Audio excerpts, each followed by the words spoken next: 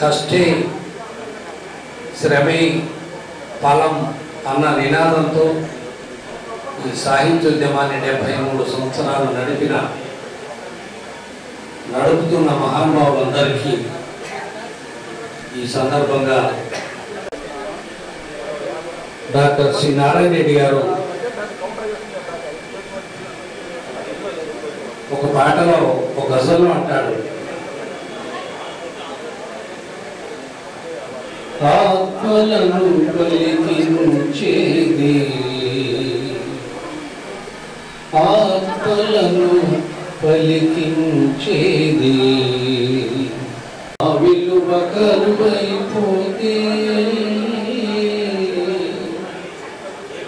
అది కంట సోసాగు పరుగు దేనికని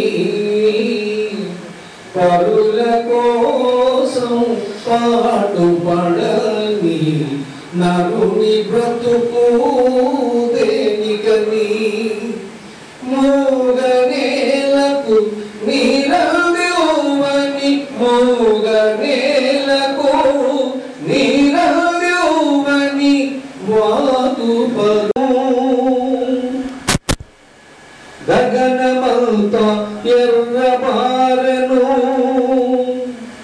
రగులుతున్న నెగడులాగా కర్మ సాక్షి కిరణమా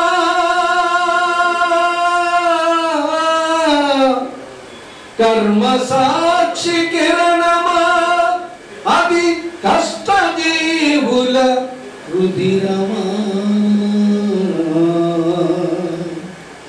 గగనమంతా ఎర్రబారెను రగులుతున్న నెగడులాగా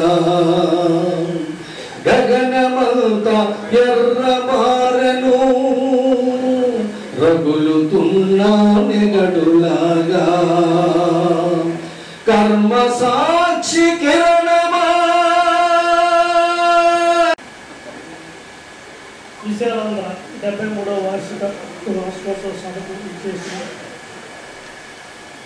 అభిమానులకి అలాగే విజయులందరికీ స్వాగతం, సుస్వాగతం. ఈ కార్యక్రమానికి అధ్యక్షత వహించాల్సిందిగా విశాలాంధ్ర విజ్ఞాన సమితి అధ్యక్షులు ముప్పాల నాగేశ్వరరావు గారిని వేదికపైకి ఆహ్వానిస్తున్నారు.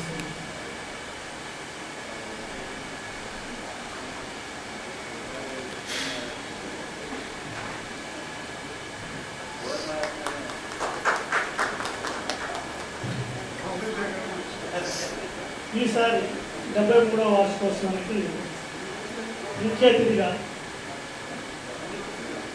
ఆంధ్రప్రదేశ్ ప్రభుత్వం Shri Raghavacharya media academy chairman Alapati Suresh Kumar గారిని ఆహ్వానించడం జరిగింది. ఆయన వేదికపైకి రావాల్సిందిగా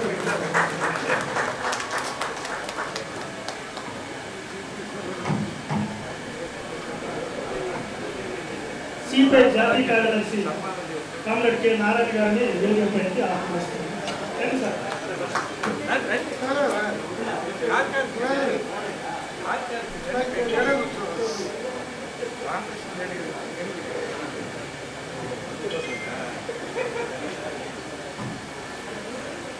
విశాలాంధ్ర దినపత్రిక సంపాదకులు ఆర్వి రామారావు గారిని తీసేది క్లోజప్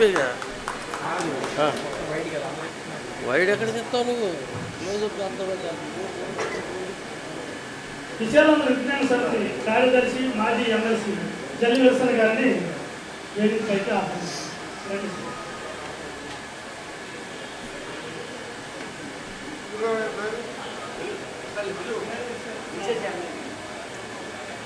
విశాలాంధ్ర విజ్ఞాన సమితి కోశాధికారి జి ఓబులేష్ గారు,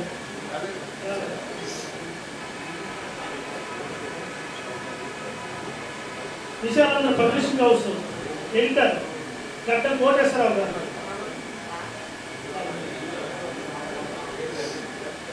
విశాలాంధ్ర విజ్ఞాన సమితి గవర్నింగ్ బాడీ సభ్యులు పి దుర్గాబాబు గారిని వేదికపైకి ఆహ్వానిస్తున్నారు.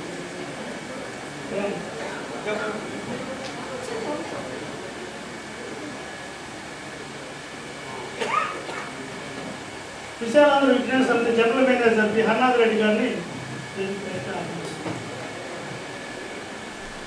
అలాగే deputy general manager T Manohar Naidu గారిని వేదికపైకి ఆహ్వానిస్తారు. వెనుక ఆహ్వానిస్తారు.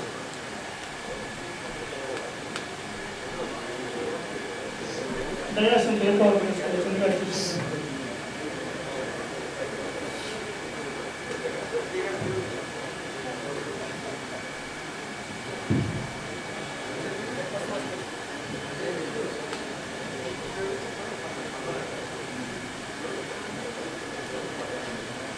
మన ఎగ్జిక్యూటివ్ ఎడిటర్ కోన అజయ్ కుమార్ గారు కూడా వేదిక.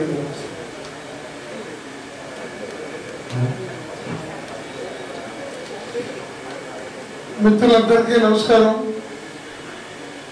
73 సంవత్సరాలుగా విశాలాంధ్ర తెలుగు భాషా సంస్కృతికి వాటి ఉన్నతి కోసం నిబద్ధతో పనిచేసినటువంటి పత్రిక, ఆంధ్ర రాష్ట్ర సర్వతోముఖాభివృద్ధికి తన వంతు పాత్ర నిర్వహించినటువంటి పత్రిక. ఆనాటికి ఈనాటికి తన లక్ష్యం పట్ల, తన బాధ్యత పట్ల ఎలాంటి పరిస్థితుల్లో కూడా వెనుకంజ వేయకుండా తన పద్ధతుల్లో కొనసాగుతూ 73వ వార్షికోత్సవానికి వచ్చినటువంటి ఉత్సవానికి నిన్నటి రోజు మన కొద్దిపాటి సౌలభ్యం కొద్దీ ఈ రోజుకి మనం మార్చుకున్నాం. ఈ సందర్భంగా మరో సంతోషకరమైనటువంటి విషయం ఏమంటే, మన విశాలందరికీ సుదీర్ఘ కాలం పాటు ఎడిటర్గా అన్ని రకాల దీని ప్రగతి కోసం పాటుపడినటువంటి కామ్రేడ్ సి రాఘవాచార్య గారి పేరుతో ఈ రాష్ట్రంలో ఏర్పడినటువంటి ప్రెస్ అకాడమీకి చైర్మన్గా మనందరి వాడు జర్నలిస్ట్గానే కాకుండా జర్నలిజానికి ఒక ప్రత్యేకతని, సార్థకతని తీసుకొచ్చినటువంటి మనందరి ఆప్తులు సోదరులు ఆల్పాటి సురేష్ గారు ఆ అకాడమీకి చైర్మన్గా తొలి సభగా మన ఈ వార్షికోత్సవానికి ముఖ్య అతిథిగా ఆయన హాజరు కావడం, అలాగే ఈ విశాలాంధ్రాన్ని రాష్ట్రం 4 చెరగల విస్తరింపజేయడానికి తన రక్త మాంసాలని కష్టపడి శ్రమించి దీన్ని శాఖోపశాఖలుగా విస్తరింపజేయడానికి కృషి చేసినటువంటి పెద్దలు మన పార్టీ జాతీయ కార్యదర్శి కామ్రేడ్ నారాయణ గారు ఈరోజు అనుకోని అతిథిగా, ముఖ్య అతిథిగా మన మధ్య ఉన్నారు. అలాగే మరి గవర్నింగ్ బాడీ కార్యదర్శిగా విశాలాంధ్రని ఆర్థిక పరిపుష్టి చేకూర్చడంలో, దీని నిర్వహణలో తన వంతు పాత్ర నిర్వహిస్తూ దీని అభివృద్ధికి పాటుపడుతున్నటువంటి మన విశాలాంధ్ర విజ్ఞాన సమితి కార్యదర్శి, మాజీ శాసనమండలి సభ్యులు జెల్లి విల్సన్ గారు, అలాగే ఈ విశాలాంధ్రకి మరి సంపాదకులుగా ఉంటూ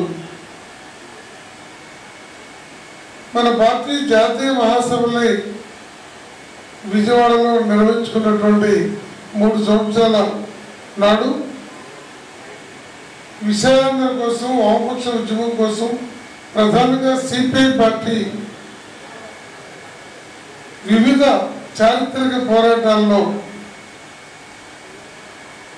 గణతకెక్కినటువంటి చరిత్ర సృష్టించినటువంటి అనేక మంది అమరవీరుల చరిత్రని మరి ఒక క్రమ పద్ధతిలో తీసుకొచ్చి ఈనాటికి ఒక ఎడిటర్స్గా ఉన్నటువంటి వారందరిలో మన విశాలాంధ్ర సంపాదకులు ఆర్వి రామారావు గారికి ఒక ప్రత్యేకత ఉన్నటువంటి విషయం మనందరూ కూడా తెలుసు.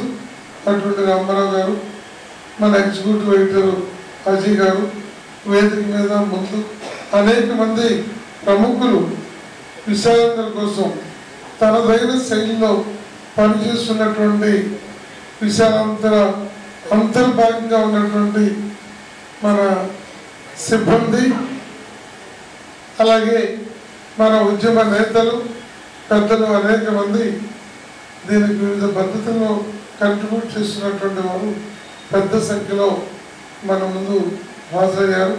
వారందరికీ మరి అలాగే వేదిక మీద ఉన్న మన గవర్నమెంట్ బాడీ సభ్యులు దుర్గావాణి గారు, మిగిలిన వారందరూ కూడా స్వాగతం పలుకుతూ మరి ఈ సందర్భంగా మన ముందు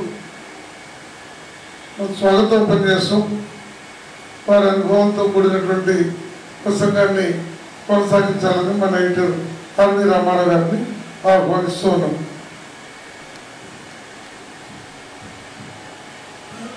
నిజానికి నేను ఇంక స్వాగతోపన్యాసం చేయక్కర్లేదు, అధ్యక్షుల వారు ఆ పని చేసేసారు.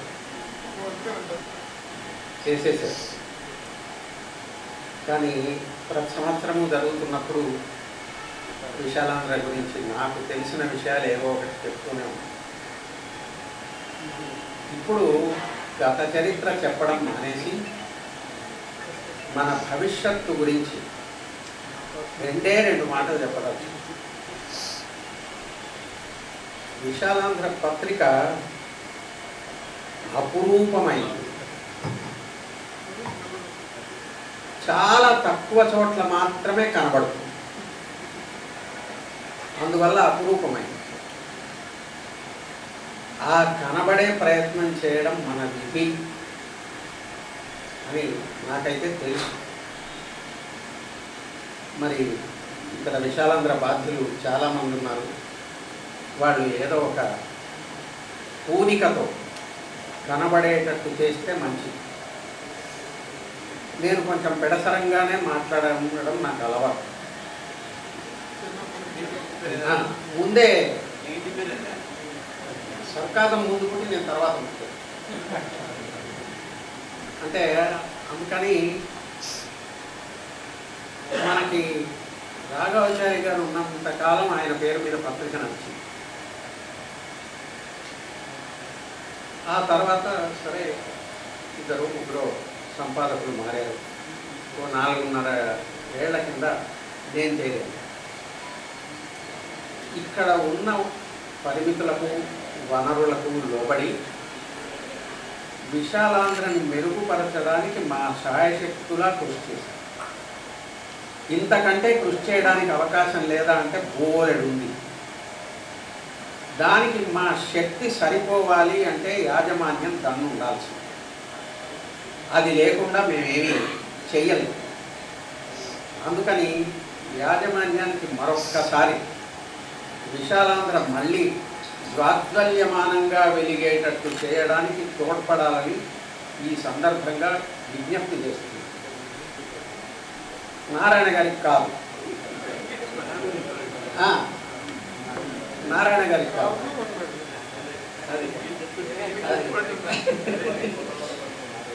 అంటే మన పత్రిక హైదరాబాద్కి చాలా తక్కువ కాపీలు వస్తాయి.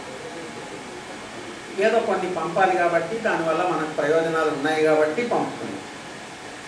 కానీ వార్తల విషయంలో మేము ఏ లోపు చేయట్లేదు. మీరు 2 ఎడిషన్లు చూస్తే 2 ఎడిషన్లు ఫస్ట్ పేజీలు చాలా భిన్నంగా ఉంటాయి. తెలంగాణ వార్తలకి, హైదరాబాద్ వార్తలకి హైదరాబాద్ ఎడిషన్లో ప్రాముఖ్యత ఇస్తున్నాము. విజయవాడ ఎడిషన్ మామూలుగా మీరు చూస్తున్నారు. కానీ దాని ఇంపాక్ట్ తెలియాలి కదా అనేది నా అభిప్రాయం. ఆ ఇంపాక్ట్ తక్కువగా ఉంది. తక్కువగా ఉండడానికి పైగా ఈ రోజుల్లో రేపు పొద్దున పత్రిక వచ్చేదాకా ఆగి వార్తలు తెలుసుకోవాల్సిన అవసరం ఎవరికీ లేదు. తెలిసిన వార్తలనే మరొకసారి చదువుతాం.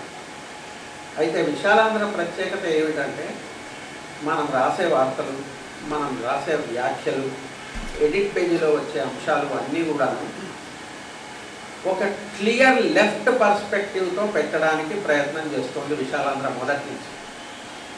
వామపక్ష భావాలతోనే నడుస్తుంది.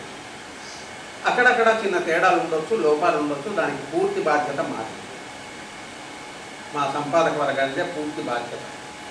దానికి కూడా నాకేమీ సిగ్గు శరము ఏం లేవు ఒప్పుకోవడానికి. కానీ పరిమితులు ఉన్నాయి అనేది మళ్ళీ మళ్ళీ చెప్తాను. ఈ పరిమితుల్ని తొలగించగలిగితే విశాలాంధ్ర ఇప్పటికి కూడా మహోజ్వలంగా వెలిగే అవకాశం ఉంది. ఎందుకు ఉంది అంటే నేను ఒక 400 మందికి ప్రతిరోజు ఈ వాట్సాప్లో విశాలాంధ్ర పెడతాను. నాకు కూడా విశాలాంధ్ర రాదు, హైదరాబాద్కి వస్తుంది, నాకు మా ఇంటికి రాదు. ఇప్పుడు పోస్ట్లోనన్నా పంపండి అంటే కరుణాకర్ రెడ్డి గారు దయతో పంపుతున్నారు. మా పోస్ట్ మ్యాన్ కూడా తెలివైన వాడు, వారానికి 2 రోజుల్లో 3-4 తెచ్చి అక్కడ పడేస్తుంది. అంటే మనం మళ్ళీ తెరిచి చూడడానికి వీలు లేకుండా. కానీ 400 మందికి నేను పంపుతూ ఉంటే ఒక్కోసారి నేను పొద్దున మర్చిపోవడము, వయస్సుతో పాటు మర్చిమరుపు ఇది సహజమే కదా. పైగా రీసెంట్ మెమరీ తగ్గుతుంది. అందువల్ల ఏం జరుగుతుంది అంటే నేను లేట్ అయితే గొప్ప ప్రొఫెసర్ల దగ్గర నుంచి నా మిత్రులు సన్నిహితులు అందరూ కూడా నువ్వు ఇట్లా చేస్తే రేపటి నుంచి పేపర్ వేయించుకోం మేము అంటున్నాం, లేట్గా పంపితే. అంటే చాలా సీరియస్గా అందులో 400 మందిలో కనీసం 100 మంది అయినా చూస్తున్నారు. At least 50 people are in regular touch with me. మంచి చెడ్డలు చెప్తున్నారు, తప్పు జరిగితే తప్పు జరిగిందని చెప్తున్నారు, బాగుంటే బాగుందని చెప్తున్నారు. అంటే people are reactive. Let us allow people more to react. That is only my appeal. Thank you.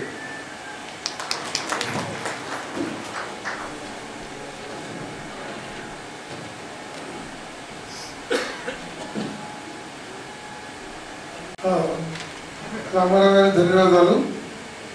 వారు చెప్పినటువంటి సూచించినటువంటి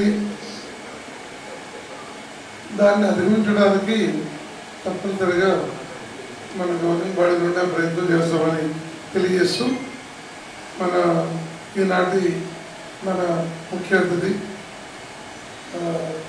కామ్రేడ్ నారాయణ గారిని మాట్లాడవలసిందిగా కోరుతున్నాను. నేను ఎక్స్ట్రా ప్లేయర్ని, అసలు ప్లేయర్ కాదు, అనుకోకుండా వచ్చాను. అందువల్ల నేను ఉపన్యాసాలకు రాలేదు, మిమ్మల్ని చూడడానికి వచ్చాను. చాలామంది పాత వాళ్ళని చూశాను, సంతోషం. నేను సురేష్ గారు ప్రమాణ స్వీకారం చేసిన తర్వాత ఫస్ట్ టైం కలుస్తున్నాను చేసేవాళ్ళు. ఆయన పోయి కలవాలి చేసి నేను కలవాలంటే నేను విశాంత కోసం కదా అక్కడ కలుద్దాను. నేను ప్రసాదం చైర్మన్ అయినావు, ఇంతవరకు నేను నీ సీట్లు చూడలే, నేను నీ దగ్గర వచ్చి చూడాల్సిందని ముందుకే చెప్పా. ఆ నుంచే కలిసి వస్తుంది. ఈ విశాంధ్ర నుంచి ఒక 2 మాత్రమే రామారావు గారు చెప్పేశారు. మీరు పంపించినటువంటి వాట్సాప్లో నేను చూస్తున్నా. ఎప్పుడు చూస్తానంటే నీకన్నా ముందే నాకు వస్తున్నాయి. మీరు పంపించడానికన్నా ముందే హరినాథ్ రెడ్డి ఇంకా 5 ఉన్నారు. మార్నింగ్ 5కే వచ్చేస్తారు. ప్రజాపక్షం అయితే 12 గంటలకు వస్తారు. మీరు కొంచెం లేటు. ఇది ఎవరు లేనప్పుడు అది చూస్తున్నారు. అందువల్ల నీకు టిక్కి మార్క్ రాకపోతే నేను చూడాలనుకోబాకండి. చూడబోయే టిక్కి మార్క్ రాదు. అందులో నారాయణ చూడలేదు అనుకోపోతారు. నేను విశాలం చదువుతాను. అదే అయితే నేను దాని తప్పప్పులు అది చెప్పడం లేదు, దాని జోలికి కూడా లేదు. అందరూ ఈ ఫోన్లో చూసుకునేది కావాల్సింది కాదు కాబట్టి. అయితే ఇప్పుడున్నటువంటి మోడర్న్ లో అది చెప్పింది కరెక్ట్. ఈరోజు సాయంత్రానికే మొత్తం చదివి చేస్తున్నాం. లేటెస్ట్ అంతా మస్తుగా చూసేదంతా సజీవార్త కింద లెక్క. కాకపోతే అంటే మన దానిలో అంటే మన ఎడిటోరియల్ ఆర్టికల్స్ అవి మీకు ఒకటి రావు. మన పేపర్ తప్ప ఇంకొక పేపర్లో ఈ పర్స్పెక్టివ్ రావు. కాబట్టి ఎడిటోరియల్ ఆర్టికల్స్ ఇంపార్టెంట్. కొన్ని న్యూస్ ఇతర పేపర్లకు మనకు తేడా ఏంటంటే మంది నిజాలు ఉంటాయి, 100 అబద్ధాలు ఎక్కువ ఉంటాయి. అబద్ధాలు ఎక్కువ నమ్ముతారు, నిజాలు నమ్మడం లేదు. దాని రిఫ్లెక్షన్ మన నిజాల్లో కూడా అది మసాలాలు కలిపి దక్క కలిపి చేయకుండా ఉన్న వాసాలు తెలుసుకుంటారు. దీన్ని కొంచెం మారుతున్నటువంటి టెక్నాలజీ డిజిటలైజేషన్, ఆన్లైన్ ఇవన్నీ వచ్చిన తర్వాత మంది కూడా ఆ ప్రకారం పికప్ కావాలి. పికప్ కావాలంటే దానికి ఒక ప్రాబ్లం ఉంది. దానికి ఎక్స్పర్ట్స్ ఇంకా మంచి పెట్టుకోవాలంటే జీతాలు పెంచాలా. ఇప్పుడున్న జీతాలతో రాదు. అందరి జీతాలు పెంచాలంటే మళ్ళీ మామూలే ఆర్థిక పరమైన ఇబ్బందులు. అన్నది అంటే నేను ఇప్పుడు అప్పులు ఉన్నాయంటాడు. ఎప్పుడు ఫోన్ చేసినా అప్పులు అంటాడు. నాకు కూడా బయట ఫోన్ చేయాలంటే మళ్ళీ అప్పులు ఉన్నాయని అప్పు ఇప్పించుకుంటుంటాడు. అలాగే సభ్యుల బాధలు ఉన్నాయి. అయినా సరే దీన్ని మోడలైజ్ చేయాల్సిన అవసరం ఉంది. కొంచెం ఫాస్ట్గా ప్రజలకి వెళ్ళడానికి ఉపయోగపడే పరిస్థితుల్లో తీసుకెళ్ళాలి. ఇప్పుడు వాట్సాప్ ద్వారా మెయిల్లో వస్తున్నాయి. అది కాకుండా ఇంకా మార్గం ఉందా రామారావు గారు? మీరు పంపిస్తున్న వాట్సాప్లో మెయిల్ వచ్చి కాకుండా ఇంకేమైనా మార్గం ఉందా? మన విషయాన్ని కొంచెం ఫాస్ట్గా తీసుకెళ్ళాలి. ఇప్పుడున్నటువంటి మోడర్న్ టెక్నాలజికల్ డెవలప్మెంట్లో మీరు పంపిస్తే మేము చూడడం కాదు, ఆటోమేటిక్గా ఆన్లైన్లో వచ్చే వలన ఉండాలి. దానికి సంబంధించి ప్రాథమిక మార్గాలు మనం చూస్తే మన సాంద్రాయ గారు మన న్యూ పర్స్పెక్ట్ ఇతర పేపర్ల కన్నా మనది డిఫరెన్స్ చెప్పుకోవాలి. అది పోవాలి కదా, అది పోవడానికి ఉపయోగపడే పద్ధతుల్లో జరగాలి. కాబట్టి పొలిటికల్ చేంజెస్ రోజు రోజుకు మారుతున్నాయి. మన పేపర్ ఎట్లంటే రేపు ఏం జరగబోతుందో ఇప్పుడే గెస్ చేసి ఆలోచించి అనలైజ్ చేసి పెట్టాలి. అది తప్పదు. అవి కొన్ని వస్తే ఇంకా కొన్ని రావాల్సింది. రావాలంటే మనం నిత్యం సాయంత్రం 8, 9, 10 దాకా కూడా ఆన్లైన్లో స్టడీ చేస్తే ఇలా దొరుకుతాయి. దాన్ని పికప్ చేసుకోవడానికి అవకాశాలు ఉన్నాయి. ఇప్పుడు ఇరాన్ వార్ ఉంది, యుక్రెయిన్ రష్యా గొడవ ఉంది, తర్వాత మోడీ ట్రంప్ నిజం మాట్లాడతారో అబద్ధాలు మాట్లాడితే తెలిసి అవడం లేదు, ఎవరు అబద్ధాలు చెప్తారో ఎవరు తెలిసి అవడం లేదు.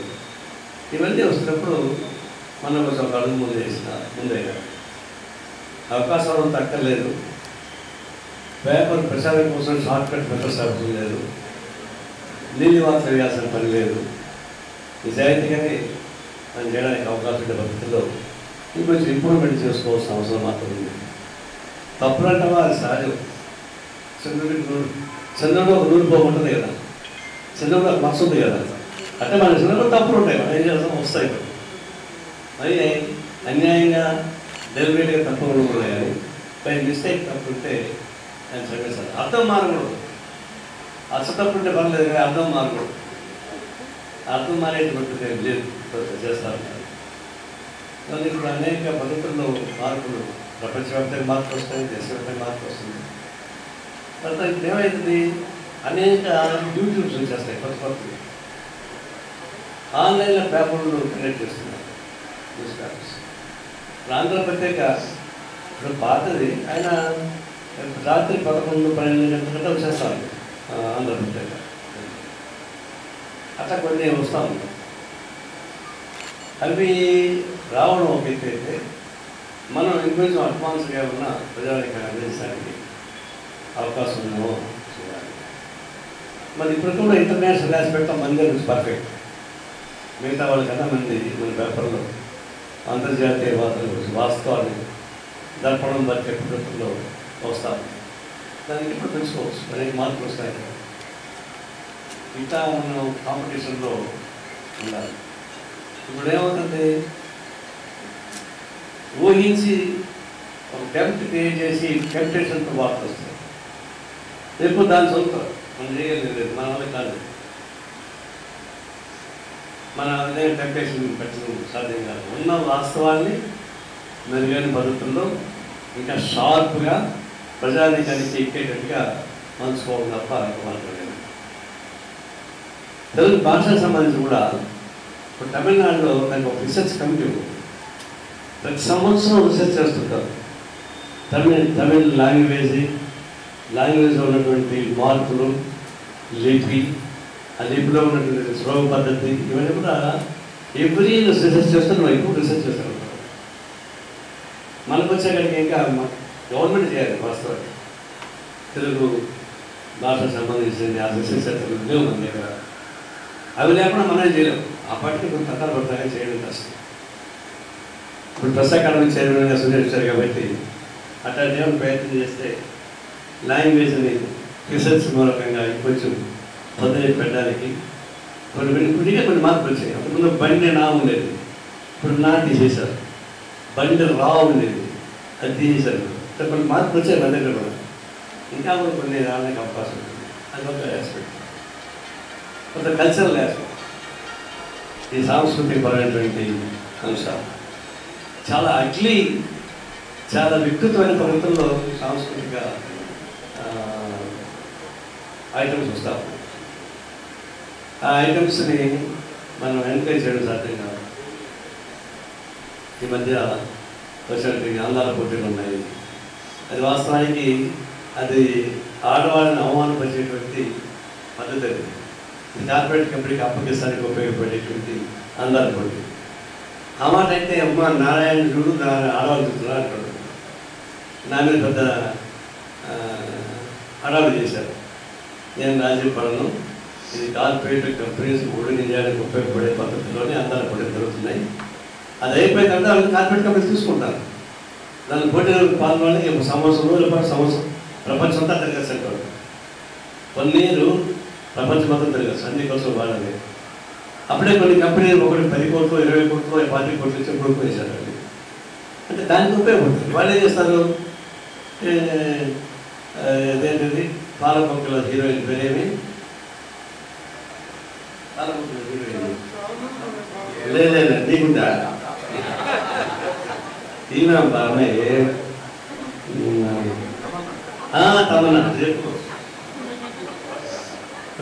తమన్నా లక్షలు వాడుతూ పెడతారు. తమన్నా లక్షలు వాడతారా, అది ఫారిన్ పశువులు వాడతారు. ఇట్లాంటి అబద్ధాలని ప్రచారం చేయడానికి ఉపయోగించుకునేటువంటి కార్పొరేట్ సంస్థ వచ్చేసింది. అబద్ధాలు మనకు బొమ్మేస్తారు. అమ్మాయిలు బొమ్మేసి అబ్బాయిలు వాడే కంట్రాయర్కి బొమ్మేస్తారు. అబ్బాయిలు వాడే కంట్రాయర్కి అమ్మాయిలకి ఏ సంబంధం. అంటే ఇట్లాంటి హీనమైన పద్ధతుల్లో ప్రచారం చేసేటువంటి సంస్కృతి. అలాంటి సాంస్కృతిక ఇబ్బందులు ఖచ్చితంగా నిర్మోహమాటంగా మనం చెందాల్సింది. కొంతమంది తీసుకుంటారు. ఈ సామాజిక నైతిక ప్రవర్తనలు పడిపోయే పద్ధతులు వస్తున్నప్పుడు అలాంటి పోటీని మనం మన్నించాల్సిన పని లేదు. ఎవరో తిట్టాలని చెప్పేసి భయపడాల్సిన పని లేదు. మనకి ఖచ్చితంగా నిలబడాల్సింది. నువ్వు మాట్లాడలేదు తిట్టే తిట్టుకుంటారు. ఏం చేస్తాను అలాంటి తిట్లు పడుతున్నాం. నేను ఎక్కువ పడుతున్నా ఆ తిట్లు. వాడు ఎవడో ఫోన్ చేశాడు. వాడు ఎవడో తెలియదు నాకు. ఏరా నా పడకాలం మొదలు పెడతాడు. నేను మా నాయన ఇప్పుడు నువ్వు నేను ఎందుకు చెప్పడు. అట్లా తిట్లు పడతాను, తప్పదు. ఎందుకంటే ఏదో వాళ్ళు కామెంట్ చేసినప్పుడు దాని సమస్య వస్తాయి. అట్లా పేపర్లో మనం రాస్తే మనం కూడా తింటారు కొంతమంది. తింటే తిట్టునేయండి. కానీ అట్లా క్షీణ సంస్కృతి హీన సంస్కృతి మనం భయపడితే అది సాధ్యం అవుతుంది. ఒక ఆయన అడిగారు, లీడింగ్ పత్రిక ఏడుసారి ఇట్లాంటివి చేస్తే ఎట్లా అంటే, అనేకమే బాగా చెప్తావు, మాకు అడ్వర్టైజ్మెంట్ పోతాయి. ఇదేమంటారు, నీకేమే బాగా చెప్తావు నువ్వు, మాకు అడ్వర్టైజ్మెంట్ పోతాయి కాబట్టి మేము దాన్ని ఎంకరేజ్ చేస్తే పోవాలి. ఇదేం చెప్తాం అంటే వ్యాపారీకరణగా మారిపోయింది. సాహిత్యం సాహితీ సంబంధించిన సంబంధాలు కానీ, వార్తాపత్రికలు కానీ, టీవీ కానీ, ఇవన్నీ వ్యాపారీకరణ మారిపోయింది. ఎందుకంటే రాజకీయాలే మారిపోయినాయి కదా. రాజకీయాలే వ్యాపారంగా మారిపోయింది. రాజకీయాలే వ్యాపార వస్తువుగా మారిపోయింది. పెట్టుబడి పెట్టి పెట్టుబడిని సంపాదించుకునే పద్ధతులు చేస్తారు రాజకీయాలు. చూడండి, విద్యార్థి ఉద్యమం నుంచి ఉద్యమాల నుంచి ఎదిగినటువంటి ఏ పార్టీ కానీ పోయాయండి, అది బీజేపీ పోవచ్చు, కాంగ్రెస్ పోవచ్చు, కమ్యూనిస్ట్ అవ్వచ్చు, వాళ్ళకి కొంచెం ఒక పద్ధతి, ఒక నైతిక పద్ధతి కనిపిస్తుంది, ఒక పద్ధతి కనిపిస్తుంది. డైరెక్ట్గా డబ్బులు సంపాదించి పెట్టుబడి పెట్టి టికెట్లు కొనుక్కొని వాళ్ళు గెలిచి వాళ్ళు మంత్రులు అవుతారు, ఎమ్మెల్యే అవుతారు, ఎంపీలు అవుతారు, వాళ్ళు తేడా ఒకటి కనిపిస్తుంది. డెఫినెట్ తేడా కనిపిస్తుంది. అందులో రాజకీయాల్లో అదేవిధంగా పద్ధతులు చేసిన తర్వాత వ్యాపారీకరణ మారిన తర్వాత దాని రిఫ్లెక్షనే ఈ మీడియా మీద పడతా ఉంది. ఇప్పుడు మీడియా న్యూట్రల్ మీడియా అనేది ఎదిగినా కూడా దొరుకుతుందో తెలియదు. 95% ఆఫ్ ద మీడియా మొత్తం కార్పొరేట్ వాళ్ళు కొనుక్కునేసారు. అదాని అమ్మాయి చెప్పి వెళ్ళిపోయింది. ఏదో 5% ఉన్నాయి కూడా అందపక్క కనుకున్నా. పత్రికలు అంతే. తర్వాత డిబేట్ చూస్తున్నాము. ఆ డిబేట్లో కూడా రెండు బాగా చీలిపోయింది. రూలింగ్ పార్టీ, ప్రతిపక్ష పార్టీ అది చీలిపోయింది. వాస్తవాలు బయట రావు. ఇప్పుడు మనం ఏమైనా పాల్గొన్నామంటే మనని గచ్చి కుక్కలు రైలు పడతారు పైన అంతా వాళ్ళే ఉంటారు, మనం ఒక్కడే ఉంటాము. ఇట్లాంటి వచ్చినప్పుడు ఒక అగ్ని పరిశ్రమ అది. మనకి సోషల్ మీడియా ఉంది, విషయాలంతా కొంచెం బెటర్ పంపిస్తుంది. కానీ తీసి పంపడం కాదు కదా. ఇప్పుడు నేను మాట్లాడతాను, మీరు పంపిస్తారు.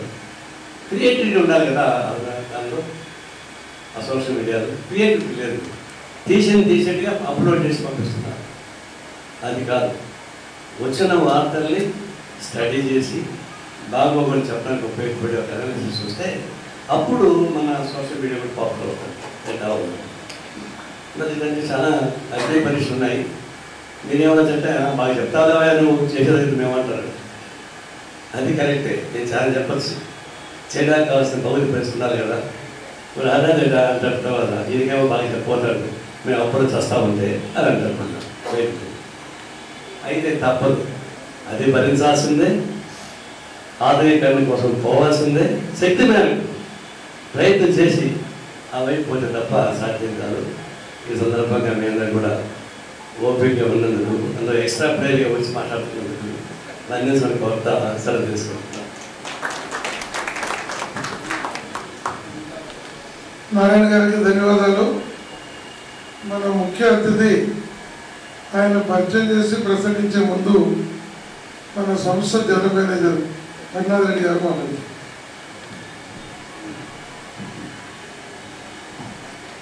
అందరికీ నమస్కారం. ఈరోజు నిన్న సోషల్ మీడియాలో ఒక పోస్టర్ వైరల్ అవుతారు. మన వాళ్ళు కూడా చాలా ఉత్సాహంగా షేర్ చేస్తున్నారు. కోసం మోదుముడు మురళి పెట్టినట్టున్నాడు. ఇంకా కొన్ని వైరల్ అవుతున్నాయి విశాలాంధ్రలో. అంటే 52లో విశాలాంధ్ర తొలి సంచికను కాపీ ధర్మారావు గారు దీన్ని ప్రారంభించారని చెప్పేసి. సరే, ఇంకా కొన్ని విషయాలు రాసుకున్నారు. దాని తర్వాత కూడా విశాలాంధ్ర చరిత్రలో చూస్తే అనేక మంది మహామహులైనటువంటి రచయితలు, కళాకారులు, కవులు ఈ ప్రాంతంలో నడయాడినారు.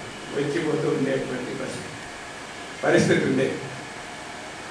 గత 10 సంవత్సరాలుగా లేదా ఈ మధ్యకాలంలో చూస్తున్నాం.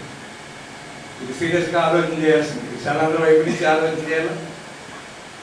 మిగతా వచ్చినటువంటి వాళ్ళు కూడా దీని మీద సలహాలు ఇవ్వాల్సినటువంటి అవసరం ఉంది. ఎందుకో తెలియదు కానీ రచయితలకు విశాలాంధ్రకు ఒక సంబంధాలు తెగిపోయింది. కొంత రామారావు గారు ఎడిటర్ అయిన తర్వాత సరే కొత్త వాళ్ళ దగ్గర నుంచి ఆయన పరిచయాలు ద్వారా కొన్ని రాయిస్తున్నారు. అందువల్లనే ఎడిటోరియల్ పేజ్ బాగుంది. కొంత మొదటి పేజీ ఇమీడియట్గా వచ్చేటువంటి వార్తలతో అంత మంచిగా ఇతర పత్రికలతో పోటీ కాకపోయినా ఆ మేరకు కాకుండా వార్తలు ఇస్తున్నారనేటువంటి పరిస్థితి వస్తాం. ఇది విశాలాంధ్ర నిర్వాహకుల లోపమా, లేకుంటే విశాలాంధ్రను గుర్తించలేదా, విశాలాంధ్రను గుర్తించేటట్టు మేధావులు ఇతరులు మనం చేయడం లేదా, ఎక్కడ లోపం ఉందో కానీ గత కొంతకాలం నుంచి ఇది ప్రధానమైనటువంటి లోపం. దీన్ని కొన్ని లోపాలు తెలిసినప్పటికీ సరిదిద్దలేనటువంటి పరిస్థితుల్లో ఉన్నాం. ఇది సరిదిద్దుకోవాల్సినటువంటి అవసరం ఉంది. కొంతమందిని ఇది చేయాల్సినటువంటి అవసరం ఉంది. ఈ రెండవ విషయం, ఈరోజు చాలా ప్రయత్నాలు చేశాం. విశాలాంధ్ర నారాయణ గారు చెప్పి చాలా తీవ్రమైన ఆర్థిక ఇబ్బందుల్లో ఉంది. సరే, కొంతమంది చెప్పచ్చు ఇక్కడ లోపమో లేకపోతే చెప్పచ్చు, అది కూడా నిజమే ఉండాల్సినమో కాదని నేను. ప్రధానంగా ఈరోజు నారాయణ గారు చెప్పినట్టే పత్రికలు కూడా పొలిటికల్ పార్టీస్ వైపు పోలరైజేషన్ వచ్చేసింది. కానీ విశాలాంధ్రం గమనిస్తే ఎప్పుడూ పని పెట్టుకొని ఏ రాజకీయ పార్టీ పైన దుష్ప్రచారం చేయడము, అవాకులు చవాకులు పేలడము, లేని ప్రచారం చేయడము ఇంతవరకు చేసినటువంటి పరిస్థితి మళ్ళీ మనందరికీ తెలుసు.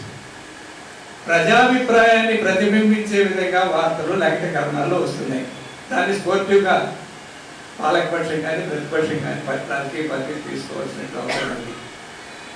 ఇది కమ్యూనిస్ట్ పార్టీ నిర్వహిస్తున్నప్పటికీ కమ్యూనిస్ట్ పార్టీ వార్తలు రాస్తుందేమో కానీ మొత్తం కమ్యూనిస్ట్ పార్టీ ఉన్నటువంటి మొత్తం అభిప్రాయాన్ని ఒక రాజకీయ పార్టీ పైన దుమ్మెత్తిపోయడమో ఇవ్వకపోయడమో చేయడం లేదు. మిగతా పత్రికలు చూస్తున్నారు. నేను ఎందుకు మాట్లాడడం మీరు ఆలోచన చేయాలి. ఆ రాజకీయ పార్టీకి సంబంధించి ఆ భావజాలం ఉన్న పత్రిక ఆ రాజకీయ నాయకుడు చెప్పేదానికంటే 3 4 ఎక్కువ చేసి ప్రజానీకులే తీసుకుపోతున్నారు. కానీ దీనికి ఒక స్వతంత్ర ప్రతిపత్తితో సొంత భావజాలంతో దానికి స్వతంత్రంగా నడిచేటువంటి పరిస్థితులు నడుస్తున్నాం. అయినా దురదృష్టం ఈ రాజకీయాలకు లోనై దాంట్లో ఆ రాజకీయాల్లో విశాలాంధ్ర పత్రికలు లాగి దీన్ని తీవ్రమైనటువంటి ఆర్థిక ఇబ్బందులకి నెట్టే పరిస్థితి పాలకులు తెస్తుంది. పాలకులైనా ప్రతిపక్షం రాజకీయ పార్టీలు తెస్తున్నాయి.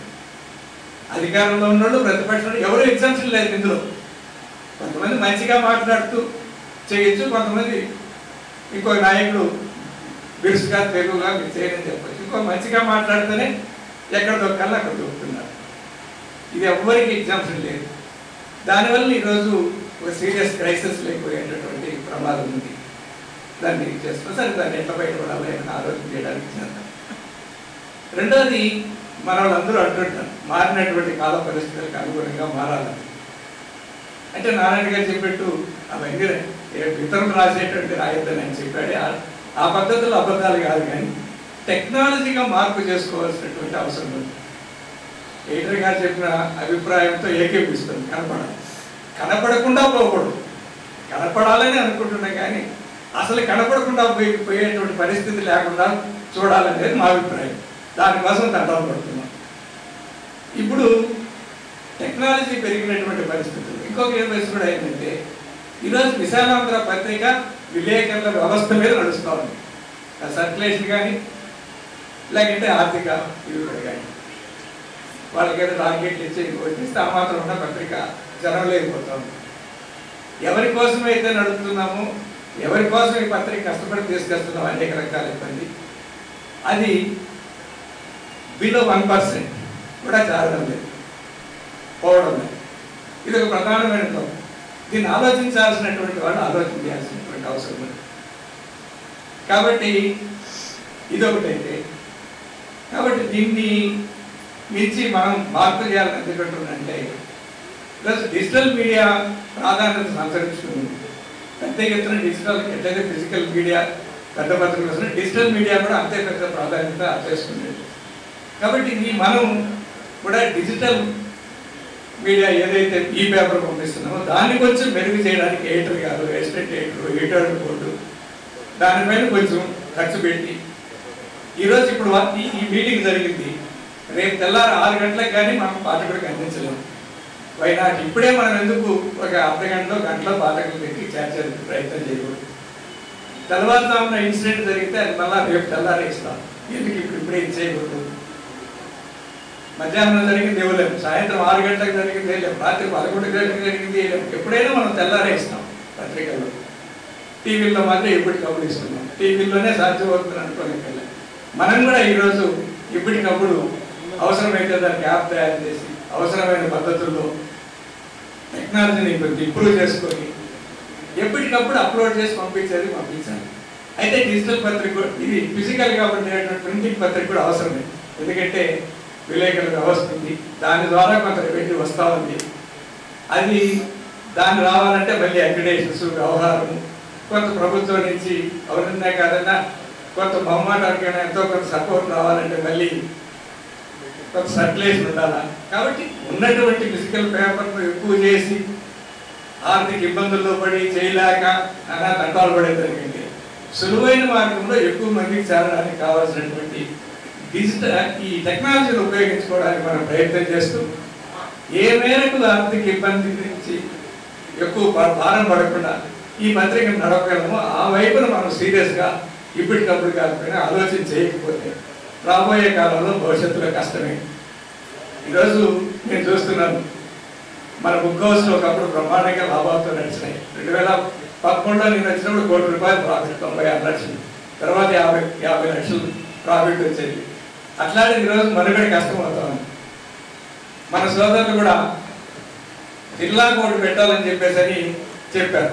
నారాయణ గారు సెక్రటరీ గారు నేను జనరల్ మేనేజర్ అయితే అన్ని జిల్లా కోర్టు పెట్టాలంటే నేను కూడా ఆవేశంగా చాలా పెట్టాను. ఈరోజు ఆ పత్రిక ఆ బుక్ హౌస్ కూడా నడవడం కష్టం అవుతుంది. ఎందుకు అవుతుంటే పాఠకులు పడడం లేదు, ప్రభుత్వాలు పుస్తకాలు కొనడం లేదు. ఈరోజు ఉన్నటువంటి వాళ్ళంతా డిజిటల్ దీంట్లో చేస్తున్నారు. ఆడియో బుక్స్ వచ్చేసినాయి, బుక్స్ అన్ని ఆడియో బుక్స్ ఫ్రీగా సెండ్ చేసేస్తున్నారు, వింటున్నారు. లేకపోతే పుస్తకాలన్నీ యాప్లు వచ్చేసినాయి, చదువు అని అవన్నీ యాప్స్ వచ్చినాయి. లేకపోతే ఊరికైనా రచయితలు ఈరోజు ప్రింట్ చేసి చేయడం కంటే పీడిఎఫ్ చేసి అందరికి పంపించేస్తున్నారు. కాబట్టి డిజిటల్ ప్రాధాన్యత సంతరించుకున్న క్రమంలో మనము దీని వైపున ఆలోచన చేసి పత్రిక నిలబెట్టుకోవడానికి ఒక ప్రయత్నం మనం చేయాల్సినటువంటి అవసరం ఉంది. ఈ 75 సంవత్సరాలలో 2 నెలల్లో 75వ సంవత్సర వార్షికోత్సవం జరుపుకోకూడదు. ఈ సందర్భంగా మనం మళ్ళీ 75వ వార్షికోత్సవం జరుపుకోవాలి. దానికోసం ఇప్పుడు ఉన్నటువంటి మారిన పరిస్థితుల్లో దీనికి ఎక్కడి నుంచినా సహకారం వస్తుంది, ఏదో చేస్తారు అనేది కానీ దీన్నే సంస్కరించుకొని నడుపుకోవాల్సినటువంటి అవసరం ఉంది. దీని వైపున ఆలోచన చేసి మనం ఈ పత్రికను ముందుకు తీసుకోవడానికి ఆలోచన చేయడానికి ప్రయత్నం చేస్తాం. ఆ విధంగా ఉన్నటువంటి వాళ్ళు కూడా తగినటువంటి సూచనలు సలహాలు ఇచ్చి ఈ పత్రికను నడిపించుకోవడానికి కావాల్సినటువంటి సూచనలు సలహాలు ఇవ్వాలని పని తెలియజేస్తూ సెలవు తీసుకుంటున్నాను. నారాయణ గారికి ధన్యవాదాలు. మాజీ శాస్త్రమండలి సభ్యులు జల్లివలసి గారు.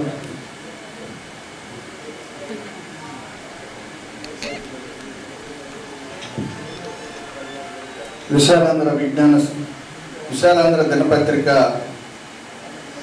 73వ వార్షికోత్సవ సభకు అధ్యక్షత వహిస్తున్నటువంటి విశాలాంధ్ర విజ్ఞాన సమితి అధ్యక్షుడు పెద్దల ముప్పాళ్ళ నాగేశ్వరరావు గారు, ఈ కార్యక్రమానికి అతిథులుగా విచ్చేసినటువంటి ముఖ్య అతిథి, అందులో కొత్తగా ఈ రాష్ట్ర ప్రభుత్వంలో పదవీ స్వీకారం సి రాఘవాచారి ప్రెస్ అకాడమీ చైర్మన్గా వచ్చినటువంటి ఆలపాటి గౌరవనీయులు పెద్దలు ఆలపాటి సురేష్ గారు, అలానే సిపిఐ జాతీయ కార్యదర్శి కామ్రేడ్ నారాయణ గారు, అలానే విశాలాంధ్ర దినపత్రిక ఎడిటర్ రామారావు గారు, ఇంకా వేదికను అలంకరించినటువంటి ఈ సభలో పాల్గొన్నటువంటి పెద్దలారా, సోదరులారా, నా ముందు మాట్లాడిన వారంతా కూడా విశాలాంధ్రతోటి సంబంధ బాంధవ్యాలు ఉన్నవారే. వారందరూ కూడా లోతైన విషయాలనే మాట్లాడారు. విశాలాంధ్ర 73 సంవత్సరాలుగా తను ఏదైతే ఏ లక్ష్యం కోసం, ఏ ఆశయం కోసం స్థాపించబడిందో అప్పటి నుంచి ఇప్పటి వరకు కూడా క్వాలిటీలో రాజీ పడకుండా, ఒకవేళ క్వాంటిటీలో తక్కువైనా సరే రాజీ పడకుండా ఆ పత్రిక నడుపుతున్నటువంటి పరిస్థితి అనేది ఇబ్బందులు ఎదురైనా ఎప్పుడూ ఉన్న ఈ పత్రికకి ఇవాళ కొత్తగా వచ్చిందేం కాదు. ఎందులో కానీ ఈ పత్రిక స్థాపించిన దగ్గర నుంచి కూడా కష్టాలే, అక్కడి నుంచి ఈ రోజు వరకు కూడా కష్టాలు ఎదురైనా కూడా వాటన్నిటిని అధిగమించుతూ వచ్చినటువంటి బాధ్యత తీసుకున్నటువంటి నాయకత్వం కానీ, ఉద్యోగులు కానీ, సిబ్బంది కానీ, కార్మికులు కానీ అందరూ దీన్ని నడుపుకుంటూ వస్తూ ఉన్నారు. నిజంగా ఈ పత్రికని ఇప్పుడు సమర్థవంతంగా నిర్వహించవలసినటువంటి అవసరం అనేది ఉంది. నా ముందు హరినాథ్ రెడ్డి గారు కూడా చెప్పారు, మారుతున్న కాలమాన పరిస్థితుల్లో ఈ పత్రికని ఇంకా దీన్ని పద్ధతిలో తీసుకెళ్లే పద్ధతిలో, నూతన పద్ధతుల్లో తీసుకెళ్లే పద్ధతిలో చేయాల్సినటువంటి అవసరం అనేది ఉంది. కానీ ఇక్కడ పార్టీ యంత్రాంగం మొత్తం కూడా గతంలో ఎలా ఇదైందో ఇప్పుడు కూడా అలాంటి పరిస్థితి రావాల్సినటువంటి అవసరం అనేది ఉంది. ఇవాళ ఏదో విలేకరులు వ్యవస్థ అదంతా నడుపుకుంటుంది చాలదు, ఇంకా ప్రజల్లోకి వెళ్ళాల్సినటువంటి అవసరం అనేది ఉంది. ఎన్ని ఆన్లైన్ ఎన్ని వాట్సాప్లు ఎన్ని వచ్చినా పత్రికను ఫిజికల్గా చూస్తేనే అది తృప్తిపడేటువంటి ప్రజానీకం ఉన్నటువంటి పరిస్థితి అనేది ఉంది. కొంతమంది విశాలాంధ్ర పత్రికను అంట చూసి కానీ ఇంకా ఇతర పత్రికలకు వెళ్ళలేనటువంటి పరిస్థితి అనేది ఉంది. అలాంటి పరిస్థితిని మనం మళ్ళీ తీసుకురావాల్సినటువంటి అవసరం అనేది ఉందని చెప్పేసి మీకు అందరికీ తెలియజేస్తూ, ఇప్పుడున్నటువంటి పరిస్థితుల్లో ప్రజాస్వామ్యం, లౌకికవాదం, సామాజిక న్యాయం ఇవన్నీ ఉన్నటువంటి దేశంలో ఉన్నటువంటి అసలు భారత రాజ్యాంగానికే విఘాతం కలిగించేటువంటి పరిస్థితులు అనేది దేశంలో వస్తూ ఉన్నాయి. దీన్ని తట్టుకొని నిలవాల్సినటువంటి అవసరం అనేది వాళ్ళు ఉంది. ఆ బాధ్యతను ఖచ్చితంగా విశాలాంధ్ర నిర్వహిస్తుందని చెప్పేసి గతంలో వచ్చినటువంటి బాధ్యతల్ని వాటన్నిటిని కూడా బాధ్యతలన్నింటినీ కూడా తట్టుకొని నిలబడి పత్రికని నిలబెట్టుకోవడం అనేది జరిగింది. ఏది ఏమైనా ఇప్పటికీ నాకు ఆశ్చర్యం, కొంతమంది ఉద్యోగులు నువ్వు ఎక్కడి నుంచి వచ్చినావు అంటే నేను విశాలాంధ్ర నుంచి వచ్చానండి అని అంటారు. అది చాలా ఘనంగా చెప్పుకుంటూ ఉంటారు. విశాలాంధ్ర ట్రైనింగ్ కానీ విశాలాంధ్ర దీని దగ్గర నుంచి కానీ వచ్చారంటే అతనికి ఇచ్చేటువంటి పరిస్థితే వేరుగా ఉండేది. ఇంటర్వ్యూల్లో కానీ ఇతర పత్రికల్లో అపాయింట్మెంట్స్లో కానీ ఇటన్నిటిలో అలాంటి పరిస్థితి అనేది ప్రత్యేకత అనేది విశాలాంధ్ర పత్రిక ఉంది. ఆ పత్రిక యొక్క దీన్ని నడుపుకుంటూ యాజమాన్యం కానీ ఉద్యోగులు కానీ సిబ్బంది కానీ కార్మికులు కానీ అందరూ కూడా ఆ వైపుగా ప్రయాణం చేస్తామని చెప్పేసి ఈ సందర్భం తెలియజేసుకుంటూ నేను సెలవు తీసుకుంటాను. థ్యాంక్ యూ విల్సన్ గారు. ఇప్పుడు ఈ సందర్భంగా ఈనాటి మన ముఖ్య అతిథి సురేష్ గారిని పరిచయం చేస్తూ మన ఎగ్జిక్యూటివ్ ఎడిటర్ అజయ్ గారిని మాట్లాడవలసిందిగా కోరుతున్నాను.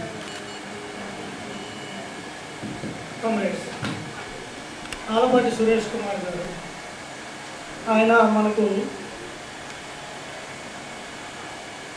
జర్నలిస్టుగా, అలాగే ఇండియన్ జర్నలిస్ట్ యూనియన్ లేదా ఏపీడబ్ల్యూజీ నాయకునిగా అందరికీ పరిచయం బాగా తెలుసు.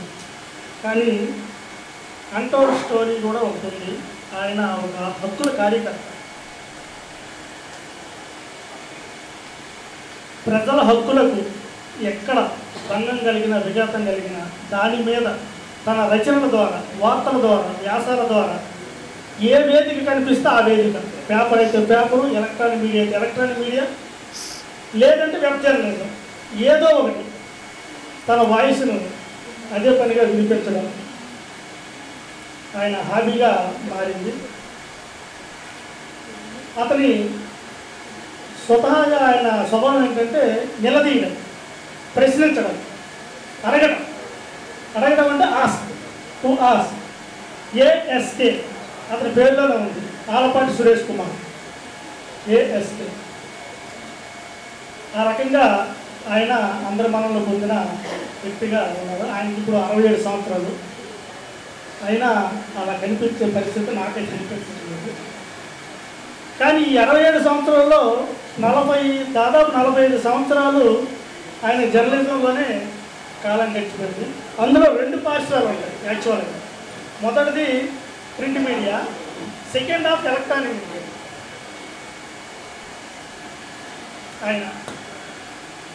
ఆయనది ఒంగోలు జిల్లాలో. వాళ్ళ ఫాదరు శ్రీరంగ నాయకులు. ఆయన ఒంగోలు జిల్లాలో పుట్టారు. ఉస్మానియా యూనివర్సిటీ హైదరాబాద్లో ఆయన డిగ్రీ చేశారు, BA. ఇక అక్కడి నుంచి ఆయన ఏం చేశారంటే జర్నలిజాన్ని ఎంచుకున్నారు.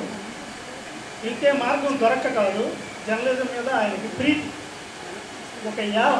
ఒక విధంగా చెప్పాలంటే ఒక పిచ్చి జర్నలిజం మీద. అందుకనే దాంతో ఆయన ఆ ప్రొఫెషన్ ఎంచుకున్నారు. ఇక ఫస్ట్ ఒక సామాజిక రాజకీయ వారపత్రిక ఈ తరం అని తెలిసి ఉంటుంది, దానికి సంపాదకులుగా ఆయన వ్యవహరించారు. అదే ఆయన ఫస్ట్ జాబ్ జర్నలిస్ట్ ఈ తరం. ఇక అక్కడి నుంచి ఇక 1986 తర్వాత ఇక మెయిన్ స్ట్రీమ్ ఆంధ్రప్రభలోకి ఆయన వచ్చారు. ఇక ఆంధ్రప్రభలో ఛానళ్ళు ఉన్నారు, ఇండియన్ ఎక్స్ప్రెస్ గ్రూప్ వాళ్ళు. విజయనగరంలో సబ్ ఎడిటర్గా ప్రారంభించారు, తర్వాత రిపోర్టర్గా ఇక రకరకాలు చేశారు. డస్కీ ఎక్స్పీరియన్స్ 7 సంవత్సరాలు ఆయనకి స్వయంగా ఉంది. ఆయన కొంతమందికి రిపోర్టర్గా చేసి ఇక ముగిస్తూ ఉంటారు, కొంతమంది డస్క్లోనే జీవితం కలిగేస్తూ ఉంటారు. కానీ ఆయనకు మాత్రం డస్క్ ప్లస్ రిపోర్టింగ్ 7 సంవత్సరాల డస్క్ ఎక్స్పీరియన్స్ తర్వాత అందులో 3 ఏళ్ళు హైదరాబాద్లోనే చేశారనుకోండి. ఇక అక్కడ నుంచి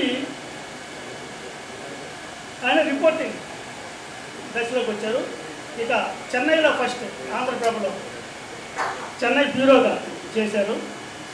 ఇక ఈ 2 దశాబ్దాల పాటు అంటే దాదాపు 20 సంవత్సరాల ఆంధ్రప్రభలోనే ఆయన కొనసాగుతూ ఇక తర్వాత 2004లో హైదరాబాద్లో ప్రజాతంత్రాన్ని అమరగారి పత్రిక మీకు వినే ఉంటారు మీరు. దాంట్లో ఆయన న్యూస్ బ్యూరోగా చేరారు. ఇక అక్కడ నుంచి అది కొనసాగుతూ ఉండగా 22 ఏళ్ళు ప్రింట్ మీడియాలో తన ప్రస్థాన్ని 22 ఏళ్ల పాటు ప్రింట్ మీడియా అయిన తర్వాత ఆయన ఇక switch over to electronic media. 2006లో ఈ TV9 పొలిటికల్ కన్సల్టెంట్గా ఇక అక్కడ ఎలక్ట్రానిక్ మీడియాలోకి ఆయన ప్రారంభమైంది. ఇక అక్కడి నుంచి ఇక దాంట్లోనే కొనసాగిస్తూ ఇది ఎడిటోరియల్ విభాగానికి ఆయన నాయకత్వం వహిస్తూ వచ్చారు. TV9 ఇక 2010లో ఆయన పొలిటికల్ ఎడిటర్గా కూడా దాంట్లో చేశారు. ఇక అక్కడి నుంచి విసిగిపోయారో ఏమో తెలియదు కానీ ఫ్రీలాన్స్ జర్నలిస్ట్గా ఇక ఆయన ప్రస్థానం మొదలుపెట్టారు. ఇక ఫ్రీలాన్స్ జర్నలిస్ట్గా ఏదో ఒక రాస్తా ఏదో ఒకటి చేస్తూనే ది హూట్ అని ఒక ప్రతిష్టాత్మక వెబ్సైట్ ఉంది. దాంట్లో ఆయన ఒక మంచి న్యూస్ ఆర్టికల్స్ ఎన్ని రాస్తూ కొన్ని సర్కిల్స్ ఆయన అందరి మండలంలో పొంది గుర్తింపు తెచ్చుకున్నారు. అలాగే 2017 సంవత్సరంలో డిజిటల్ మీడియాలో కూడా వచ్చారు. ఆయన newswaves.com అనే ఒక వెబ్సైట్ నిర్వహించారు. దాంట్లో తనకు నచ్చినట్టుగా మంచిగా తన స్వభావానికి అనుగుణంగా దీనికి అనుగుణంగా రాశారు. తర్వాత యూట్యూబ్ ఛానల్ కూడా ఒకటి చేశారు. ఇప్పటికే ఆ యూట్యూబ్ ఛానల్ నడుస్తూ ఉంది. ఆయన వ్యాఖ్యలు అలాగే విమర్శలు దానికి సంబంధించిన చర్చ కూడా ఆయన చూసే ఉంటారు. ఇక మధ్యకాలంలో ఏం జరిగిందంటే TV99లో కొన్నాళ్ళ పాటు ఆయన చిన్న బ్రీఫ్ అనమాట. అందులో వాళ్ళ కొత్త యాజమాన్యానికి వచ్చింది, కొన్నాళ్ళ పాటు అందులో ఉండాలని ఆయన ఉన్నారు. ఆయన తీసుకొని చేశారు. ఇక ప్రజెంట్ జర్నలిస్టుల కోసం ఇండియన్ జర్నలిస్ట్ యూనియన్ నిర్వహిస్తున్న స్క్రైబ్స్ న్యూస్ అని ఒక మ్యాగజైన్ ఉంది. ఆ స్క్రైబ్స్ న్యూస్ ఎడిటర్గా ఆయన కొనసాగుతున్నారు. ప్రజెంట్ హైదరాబాద్లోనే చేస్తూ ఉంటారు. ఆయన కొన్ని పుస్తకాలు డాక్యుమెంటరీలు అవి కూడా రాశారు, చేశారు. ఈ రాజ్యం మతం కోర్టులు హక్కులు అనే పుస్తకాలు ఆయన రాశారు. చాలా బాగుంటాయి, ప్రతి జర్నలిస్టు చదవాల్సిన పుస్తకాలు. తర్వాత మీ అందరికీ తెలుసు విధ్వంసం. వైఎస్ జగన్మోహన్ రెడ్డి పాలనా కాలంలో ఈ రాష్ట్రంలో జరిగిన విధ్వంసం, మెయిన్లీ టార్గెట్ ఈ అమరావతి ఏరియాలో జరిగిన విధ్వంసం, ఆ రైతులకు జరిగిన అన్యాయం, ఇవన్నీ క్రోడీకరించి ఒక జర్నలిస్ట్ యాంగిల్లో ఆయన విధ్వంసం అనే పుస్తకాన్ని రాశారు. ఆ విధ్వంసం పుస్తకాన్ని నారా చంద్రబాబు నాయుడు అలాగే పవన్ కళ్యాణ్, ఇప్పుడు వాళ్ళిద్దరూ సీఎం డిప్యూటీ సీఎం, వాళ్ళిద్దరూ ఆ పుస్తకాన్ని ఆవిష్కరించారు అప్పట్లో. ఇక అది ప్రధాన దీనిగా ఆ పుస్తకం బాగా ప్రాచుర్యంలోకి వచ్చింది. దానికి అడ్జస్ట్ కూడా మన ఆర్వి రామారావు గారే. సార్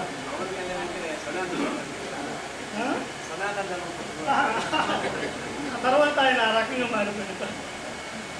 ఇక ఈ మధ్యకాలం తర్వాత ఏం చేశారంటే సెంటర్ ఫర్ గుడ్ గవర్నెన్స్, తర్వాత ఏపీ ప్రెస్ అకాడమీ వాళ్ళు ఆర్టీఐ యాక్ట్ మీద ఒక క్యాంపెయిన్ లాగా దాని అవగాహన కార్యక్రమాలంటూ చేపట్టారు. అప్పట్లో దానికి ఆయన ఆల్పట్ సురేష్ గారే దానికి నాయకత్వం వహించారు. దాదాపు ఎన్నో ప్రాంతాలు తిరిగారు, తెలంగాణ, ఆంధ్రప్రదేశ్లో తిరిగి అందరికీ అవగాహన కల్పించడం ఆయన కీలక పాత్ర వహించారు. ఈ రోజున ఆర్టీఐ మీద అందరూ పిటిషన్లు వేసి అభివృద్ధి చేస్తున్నారంటే అందులో ఆయన భాగస్వామ్యం కూడా ఉంది కామ్రేడ్స్. ఇక యూనియన్లో ఆయన చాలా కీలకంగా ఉన్నారు. ఇండియన్ జర్నలిస్ట్ యూనియన్ కార్యవర్గ సభ్యులుగా ఇప్పుడు కొనసాగుతున్నారు. ఏపీడబ్ల్యూజేలో ఆంధ్రప్రదేశ్ సంబంధించి కొన్ని బాధ్యతలు కూడా ఆయన నిర్వర్తిస్తూ వస్తున్నారు, ఒక మార్గదర్శిగా ఉంటూ వస్తున్నారు. రేపటి నుంచి ఏపీడబ్ల్యూజే రాష్ట్ర మహాసభలు 36వ రాష్ట్ర మహాసభలు ఒంగోలులో కూడా జరగబోతున్నాయి. రేపు ఒక సెమినార్ కూడా ఉంది ఉదయాన్నే ఫేక్ న్యూస్ మీద, how to Khambhat fake news in all variants of media అనే దాని మీద. దాంట్లో ఆయన కూడా పాల్గొనబోతున్నారు. రేపు ఉదయాన్నే జరిగే సెమినార్లో ఒంగోలులోనే. నెక్స్ట్ కార్యవర్గం కూడా జరుగుతుంది. తర్వాత 2 రోజుల మహాసభల్లో ఆయన కీలక భూమిక వహించనున్నారు. ప్రెస్ అకాడమీ చైర్మన్గా ఆయన ఇప్పటివరకు ప్రెస్ అకాడమీ డిస్టేజ్ అని ఇప్పుడు స్టార్టింగ్లో శ్రీనివాసరెడ్డి గారు వచ్చిన తర్వాత అమలు వరకు అంతా బాగానే ఉంది. అకాడమీ అంటేనే జర్నలిస్టులకు వాళ్ళ ప్రొఫెషనల్ అంటే వృత్తి నైపుణ్యాన్ని పెంచడమే దాని ఉద్దేశం, ప్రధాన లక్ష్యం. కానీ ఆ తర్వాత ఆ 3-4 చేసిన తర్వాత ప్రెస్ అకాడమీ చైర్మన్లు అయితే వస్తూ వచ్చారు, కానీ చేసే పని అంటూ ఏమి లేకుండా పోయింది. మళ్ళీ చాన్నాళ్ళ తర్వాత ఒక ఇండియన్ జర్నలిస్ట్ యూనియన్ నాయకులు అంటే మన యూనియన్ నాయకులు, అలాగే శ్రీనివాసరెడ్డి గారి సహచరులు ఇప్పుడు అకాడమీ చైర్మన్ అవ్వడం, ఇప్పుడు మీడియా అకాడమీగా మారింది. చాలా సంతోషకరంగా ఉంది. ఇప్పుడు కనీసం మళ్ళీ జర్నలిస్టులకు ఈ వృత్తి శిక్షణ అయిపోయింది. ఏదైనా కార్యక్రమం జరుగుతాయని ఆశాభావం అయితే మాకుంది. కామ్రేడ్ ఆయన మనకు విశిష్ట అతిథిగా వచ్చారు. ఆయన మన స్వాగతం తెలియజేస్తూ మనకు మంచి సందేశాలు ఇవ్వాలి. మన అజయ్ గారు మనకి తెలియని అనేక విషయాల్ని సురేష్ గారి గురించి కూడా తెలియజేశారు. వారికి ప్రత్యేక ధన్యవాదాలు. కానీ ఈ సందర్భం ఏమంటే తెలంగాణలో అక్కడ అకాడమీకి శ్రీనివాసరెడ్డి గారు ఈ కొంత విశాలంతం లాంటి ఒక ప్రతిష్టాత్మకమైనటువంటి సంస్థ 73వ వార్షికోత్సవం వారి తొలి బాహ్య ప్రసంగానికి ఇది వేదిక అవటము మనందరూ కూడా గర్వకారణం. ఈ సందర్భంగా ముఖ్య అతిథిగా వారిని ప్రసంగించవలసిందిగా కోరుతున్నాను. Thank you. Thank you Maheshwar గారు. మిత్రుడు అజయ్ నా గురించి చాలా పొడుగ్గా చెప్పాడు. ఏం లేదంటే నేను జర్నలిస్ట్ని 3 ఫామ్స్లో పనిచేశాను అంతే. అటు ప్రింట్, ఇటు విజువల్, డిజిటల్ 3 ఫామ్స్లో 3 ప్లాట్ఫామ్స్ మీద పనిచేశాను. అధ్యక్ష స్థానంలో ఉన్న మిత్రులు నాగేశ్వర గారికి, నా ప్రియ మిత్రుడు వారి రామారావు గారికి, నారాయణ గారికి, జల్లి విల్సన్ గారికి, అరుణాథ్ గారికి, అందరికీ మిత్రులందరికీ నమస్కారాలు. మీ అందరికి కూడా నమస్కారాలు, శుభాకాంక్షలు. నాకు ఈరోజు చాలా సంతోషకరమైన రోజు. విశాలాంధ్ర అనేది ఆంధ్రప్రదేశ్ చరిత్రతో ముడిపడి వాళ్ళకి గొప్ప సౌధం. ఇందాక మన మిత్రుడు రామారావు గారు తనకు సహజసిద్ధమైన విలుపుతో అన్నప్పటికీ అపూర్వమైన పత్రికని, అది నిజంగానే అపూర్వమైన పత్రిక. ఆ విలుపు లేకపోయినా అది అదే. అంతటి గొప్ప పత్రిక. అందులో నాకు తెలిసిన జర్నలిస్టుల్లో, నేను చూసిన జర్నలిస్టుల్లో, నేను ఇంటరాక్ట్ అయిన జర్నలిస్టుల్లో నాకు తెలిసి నా లెక్క ప్రకారం చక్రవర్తి రాఘవాచారి గారిని మించిన జర్నలిస్ట్ లేడు. ఆయన ఈ నేల మీద నడిచిన సర్వస్వం, విజ్ఞాన సర్వస్వం. ఆయన జీవించిన కాలంలో నేను కూడా జర్నలిస్ట్గా ఉండటం, ఆయనతో ఇంటరాక్ట్ కావడం అనేది నాకు లభించిన అదృష్టం అని భావిస్తాను నేను. అటువంటి వ్యక్తి ఓ 30 సంవత్సరాల పాటు సంపాదక బాధ్యతల్లో లీడర్షిప్లో ఉండి నడిపించిన పత్రిక. ఆ పత్రిక వార్షికోత్సవం 73 వార్షికోత్సవం ఈ ఫంక్షన్కి నేను ముఖ్య అతిథిగా రావడం అనేది నాకు నన్ను పిలిచి నాకు ఈ అదృష్టం పట్టించిన ఆర్గనైజర్స్ అందరికీ ధన్యవాదాలు. చాలా చాలా థ్యాంక్స్. విశాలాంధ్ర అనగానే ఒక నాస్టాలజిక్ ఫీలింగ్ వస్తుంది. ఈ బిల్డింగ్ చూసినా మనకి నాస్టాలజిక్ ఫీలింగ్ వస్తుంది. విశాలాంధ్ర బిల్డింగ్ చూస్తే నేను మద్రాసులో పనిచేశాను. ఆంధ్రప్రదేశ్లో ఉన్నప్పుడు మద్రాసులో రిపోర్టర్గా పనిచేశాను. ఏం పని లేకపోతే సాయంత్రం పూట అట్లా పాండి బజార్లో నడుచుకుంటూ వెళ్ళేవాడిని. పాండి బజార్ చూస్తే నాకు ఏదో కైండ్ ఆఫ్ ఫీలింగ్, మన బీసెంట్ రోడ్లో చూసినట్టు ఉండేది. నాకు మన బీసెంట్ రోడ్లో తిరిగినట్టు ఉండేది. ఆ తర్వాత వెళ్తే మొన్న మధ్య మళ్ళీ మాకు మద్రాసు వెళ్తే ఒకసారి పాండి బజార్ చూద్దామని చెప్పి సాయంత్రం పూట వెళ్తే ఆ పాండి బజార్కి ఈ పాండి బజార్కి సంబంధమే లేదు. సో మన నోస్టాలజిక్ ఫీలింగ్స్ మనతో పాటు ఉంటాయి. మనకి కొన్ని ఇష్టాలు అవుతాయి, కొన్ని పాత విషయాలు. ఇప్పుడు చిన్నప్పటి పాత విషయాలు ఉంటాయి. నాకు కాకరకాయ వేపుడంటే చాలా ఇష్టం, అది మిగులుతుంది అంతే. అట్లాగే ఏదో మట్టి వాసన అంటే ఇష్టం, అది అట్లా మిగిలిపోతుంది. ఇక్కడ మట్టి వాసన అనేది దొరకట్లేదు. ఇప్పుడు మట్టి మారింది, నీళ్లు మారింది, గాలి మారింది, వాటి స్వభావమే మారిపోయింది. సో ఆ వాసన కూడా మారిపోయింది. మనకి నాస్టాలజిక్ ఫీలింగ్స్ ఉంటాయి కదా అని చెప్పి ఆ నాస్టాలజిక్ ఫీలింగ్స్ తాలూకు విషయాలు అట్లాగే ఉండవు కదా, అవి మారుతాయి. మార్పు సహజం. పరిణామ క్రమంలో అన్నీ మారుకుంటా పోతాయి. మద్రాసు మారుతుంది, విశాలాంధ్ర మారుతుంది, కానీ విశాలాంధ్ర మారటల్లా. అది ప్రాబ్లం. ఎలాబొరేట్ చేస్తాను కొద్దిగా. విశాలాంధ్రలో ప్రజారాజ్యం చూడండి, ఎంత శక్తివంతమైన నినాదం. విశాలాంధ్రలో ప్రజారాజ్యం. విశాలాంధ్ర శెట్టీశ్వరరావు గారి దగ్గర నాకు మా మిత్రులు రామారావు గారు 2-3 సార్లు నాతో అన్నారు, ఇది ఈ టైటిల్ తీసుకుంది శెట్టీశ్వరరావు గారి దగ్గర ఉన్న సంగతి మన వాళ్ళకి కూడా చాలా మందికి తెలియదు. మన వాళ్ళకి చాలా మందికి శెట్టీశ్వరరావు గారే తెలియదు. పక్షపత్రిక అండి, వారపత్రిక పక్షపత్రిక. శెట్టీశ్వరరావు గారు ఆయన జర్నలిస్టు, రచయిత, పెద్ద మనిషి, గొప్ప మనిషి. ఆయన మద్రాసులో పక్షపత్రిక నడుపుతూ ఉండేవాడు విశాలాంధ్ర పేరుతో. విశాలాంధ్ర సైక్లో స్టైల్ పత్రిక ఒకటి నడిచేదట ఆ రోజుల్లో. వాళ్ళు ఆంధ్రులందరికీ, ఆంధ్రుల కోసం గాను, ఆంధ్రుల ఐకమత్యం కోసం గాను, ఆంధ్రుల వాయిస్ కోసం గాను, భాషా ప్రయుక్త రాష్ట్రాల ఉద్యమాన్ని దన్నుగాను, ఊతంగాను ఓ పత్రిక కావాలంటే వాళ్ళకి విశాలాంధ్ర టైటిల్ కావాల్సి వచ్చింది. శెట్టీశ్వర గారు ఇచ్చారు. సో విశాలాంధ్ర 73 ఏళ్ల క్రితం, నిన్న 73 ఏళ్ల క్రితం విశాలాంధ్ర ప్రస్థానం ప్రారంభమైంది. దినపత్రిక, మొదటి దినపత్రిక. ఈ ప్రస్థానం 73 చాలా కష్టాలు విల్సన్ గారు చెప్పారు. మొదటి నుంచి కష్టాలే. ఇన్ని కష్టాలు ఎదురైనా నిలిచి ఉన్నది, ఇంకా నడుస్తున్నది. ఈ నడక కంటిన్యూ కావాలి. ఈ నడక కంటిన్యూ కావాలంటే మనం ఏ విధంగా మారాలి అనేది చూసుకోవాలి. విశాలాంధ్ర కమ్యూనిస్ట్ పార్టీ, భారత కమ్యూనిస్ట్ పార్టీ, ఈ రెండింటి ప్రస్థానం ఇంటర్ప్రైడ్, కలిసి నడిచింది. నేను కమ్యూనిస్ట్ని కానండి. కమ్యూనిజం అనేదాన్ని నేను వ్యతిరేకిస్తాను సిద్ధాంతం ఇచ్చి. కానీ కమ్యూనిస్ట్ అంటే నాకు వల్లమాలి అనుకున్నాను. ఎందుకు? అక్కడ నుంచొని దెబ్బలు పడతాయని భయం లేకుండా, ఇంకేదో అవరోధాలు ఎదురొస్తేనే భయం లేకుండా, జనం ఏదో తిరగబడతారని తిడతారనే భయం లేకుండా, జైలుకి వెళ్ళి వస్తేనే భయం లేకుండా, నడి రోడ్డు మీద నుంచొని పేదల కోసం మనం నిలవగలిగేవాడు కమ్యూనిస్టే. కాబట్టి కమ్యూనిస్టుల్ని మనం ఆదరించాలి. కమ్యూనిస్టుల వాయిసే విశాలాంధ్రని ఆదరించాలి. కమ్యూనిస్టుల వాయిస్ మాత్రమే కాదు, అది వేరే విషయం. బట్ చెప్తున్నాం, ఎందుకంటే వాళ్ళు నడుపుతున్నారు. ఇవాళ కమ్యూనిస్ట్ పార్టీలో పనిచేసే కార్యకర్తలు కమ్యూనిస్ట్ వాయిస్ ఆవశ్యకత ఈరోజు మరింత ఎక్కువ ఉంది.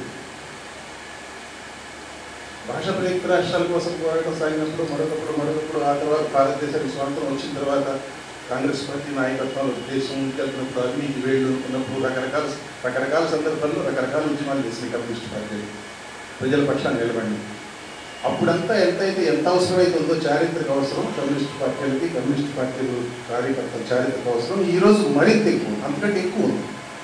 ఎందుకంటే ఈరోజు శత్రువు అప్పటి శత్రువు కంటే చాలా బలమైన శత్రువు. ఈరోజు ఉన్న శత్రువు ఎందుకు అంత బలమైన శత్రువు అంటే,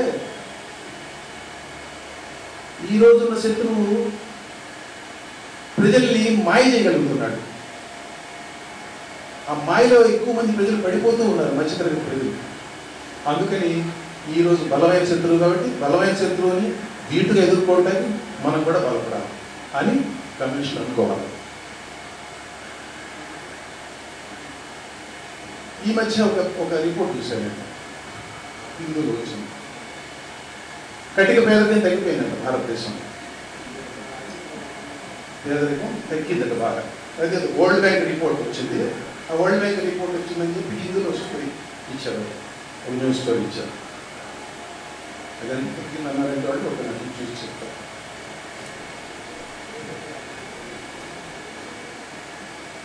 2011-2012 టైంలో 27% ఉంది కటిక పేదరికం భారతదేశంలో. 2022-23 దగ్గరికి వచ్చేసరికి 5.3% తగ్గిపోయిందట. ఇది వరల్డ్ బ్యాంక్ రిపోర్ట్.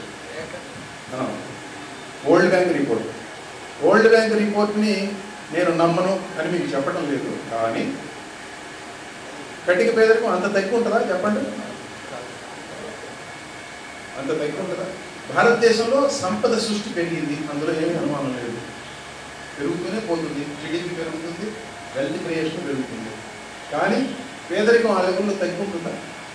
అంటే మన కామన్ సెన్స్ ఏం చెప్తుంది మనకు చెప్పండి? భారతదేశంలో ఇవాళ 1% ఆఫ్ ది రిచ్ వాళ్ళ చేతిలో 40% వెళ్తుంది. 40% వెళ్తుంది. 1% ప్రజల చేతిలో 40% వెళ్తుంది. బాటమ్ 50% ఆఫ్ ది పీపుల్, అంటే కింద నుంచి ఉన్న జనాభాలో మొదటి 50, కింద నుంచి చూసుకుంటే 50% చేతిలో 3% వెళ్తుంది. చూడండి ఈ డిస్పారిటీ. 1% పైన ఉన్న 1% చేతిలో 40% వెళ్తుంది, కింద ఉన్న 50% చేతిలో 3% వెళ్తుంది. పేదరికం తగ్గిదేంటి, తగ్గకపోతే ఏంటి? అసలు పేదరికం తగ్గింది అనుకోవటమే తగ్గదు. ఈ తరహా వ్యత్యాసాలు ఉంటే సంపద వ్యాప్తిలో పేదరికం తగ్గిందని అనుకోవటం మనల్ని మనం మోసం చేసుకోవటం కాదు. ఇటువంటి వాతావరణంలో కమ్యూనిస్టుల అవసరం మరింత ఎక్కువ. అది నేను చెప్పేది. ఇటువంటి వాతావరణం విశాలాంధ్ర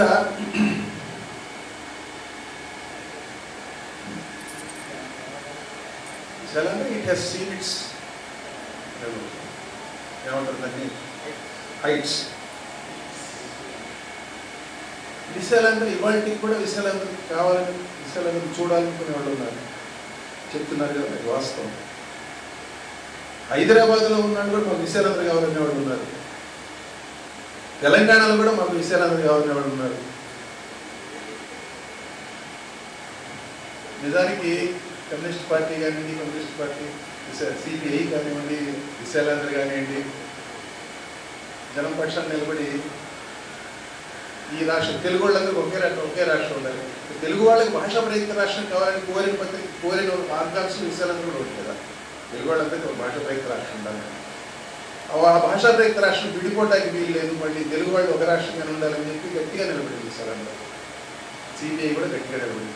దురదృష్టవశాత్తు 69లో 72లో అంత గట్టిగా నిలబడితే కర్రలు తీసుకొని బయటకు వచ్చారు ఆ రోజుల్లో.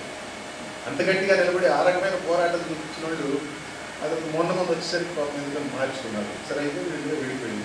ఇది ఒక కీలకమైన నిర్ణయం పార్టీ తరఫున కీలకమైన. సరే అది మనం విడిపోయిన తర్వాత చేయగలిగింది లేదు, కానీ ఇప్పుడు ఈ రాష్ట్రం ఏదైతే ఉందో, అంటే ఆంధ్రులకి రాష్ట్రం ఏంటంటే విభజిత రాష్ట్రాల్లో ఉన్న ఆంధ్రుల రాష్ట్రం ఆంధ్రప్రదేశ్ ఏదైతే ఉందో, ఈ ఆంధ్రప్రదేశ్లో ఒక రోల్ పోషించాల్సిన అవసరం ఉంది. విశాలాంధ్ర ఆ టైటిల్ మిగుల్చుకుంది, విశాలాంధ్ర అనే టైటిల్ కదా, విశాలాంధ్ర అనే టైటిల్ తోటి కంటిన్యూ అవుతుంది. So it has a role to play. ఒక రోల్ పోషించాలి. ఆ రోల్ ఏమవ్వాలంటే ఇప్పుడు నేను పత్రిక గురించి మాట్లాడుతాను. ఇది మన రాష్ట్రానికి సంబంధించింది మాత్రమే కాదు, దేశానికి సంబంధించి కూడా. ఇప్పుడు ఈనాడు దినపత్రిక ఉంది, ఆంధ్రజ్యోతి దినపత్రిక ఉంది, సాక్షి దినపత్రిక ఉంది. వీళ్ళు లక్షల సర్క్యులేషన్తో నడుస్తున్న దినపత్రికలు, గవర్నమెంట్ యాడ్స్ కూడా ఉన్నాయి. వాళ్ళు విశాలంగా పత్రికకి చాలా తక్కువ. ఉదాహరణ అంటే ఇప్పుడు మొన్న ఇందాక చెప్తున్నారు కదా, మన అన్నారెడ్డి గారు చెప్తున్నారు కదా, రాజకీయ పార్టీలు అధికారంలో ఉన్నప్పుడు వాళ్ళు పార్టీ చేసే విమర్శకి ప్రతిగా విశాలందరికీ ప్రకటనలు ఇవ్వడం మానేస్తారు. మానేశారు. జగన్ హయాంలో ప్రకటనలు రాదు, వైఎస్ జగన్మోహన్ రెడ్డి. కానీ ఈ తరహా కూడా ఎదురవుతుంది. ఈ తరహా ఆటపోటీలు ఎదుర్కొంటే తప్పదు, ఫేస్ చేయాల్సింది. నేననేది ఏంటంటే విశాలాంధ్ర దాన్ని మార్చుకోవాలి. ఎందుకని చెప్తున్నానంటే you cannot beat Eenadu in it's scale. ఈనాడును Andhra Pradesh main stream media, అందు కూడా మెయిన్ స్ట్రీమ్ మీడియా కాదంటాను, కానీ ఆ సెన్స్లో చూస్తే మెయిన్ స్ట్రీమ్ మీడియాని మెయిన్ స్ట్రీమ్ మీడియా ఆడే గేమ్లో మనం ఓడించగలమా? నెవర్. ఓడించడం సాధ్యం కాదు. ఓడించాలంటే ఏం చేయాలంటే మనం అన్ని జిల్లాల్లో ఎడిషన్లు పెట్టాలి, ఆల్ పేజెస్ కలర్ తీసుకురావాలి, అన్ని మండలాల నుంచి వార్తలు తీసుకొచ్చి నింపాలి.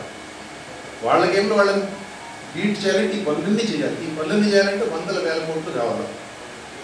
ఇది మనకి సంబంధించిన వ్యవహారం కాదు, మనకు అలిగే వ్యవహారం కాదు. అందుకని ఆ గేమ్ ఉంది మనకి.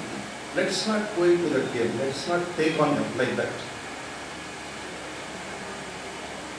ఇందాక మన ఎడిటర్ గారు రామారావు గారు కూడా చెప్పారు, పెర్స్పెక్టివ్ ఇస్తున్నాం మేమని. అట్లా కాదు, వార్తలు ఇవ్వండి. వార్తాపత్రిక కాబట్టి, దినపత్రిక కాబట్టి వార్తలు ఇవ్వండి. ఎంతవరకు ఇవ్వాలో అంతవరకు ఇవ్వండి. ఎంత సంక్షిప్తంగా ఇవ్వాలో అంత సంక్షిప్తంగా ఇవ్వండి. బ్యానర్ ఐటమ్ ఒకటి ఇస్తారు, లీడ్ ఐటమ్ మీరు ఇస్తారు. మీ ఎడిటోరియల్ మీ ప్రయారిటీస్ ప్రకారం మీరు ఎట్లా ఇస్తారు అట్లా ఇవ్వండి, ఇబ్బంది లేదు. కానీ విశాలాంధ్రని పెర్స్పెక్టివ్ ఇచ్చే పత్రిక మార్చండి. దాని విజిబిలిటీ ఏముండాలంటే Visalandhra gives us perspective on current affairs.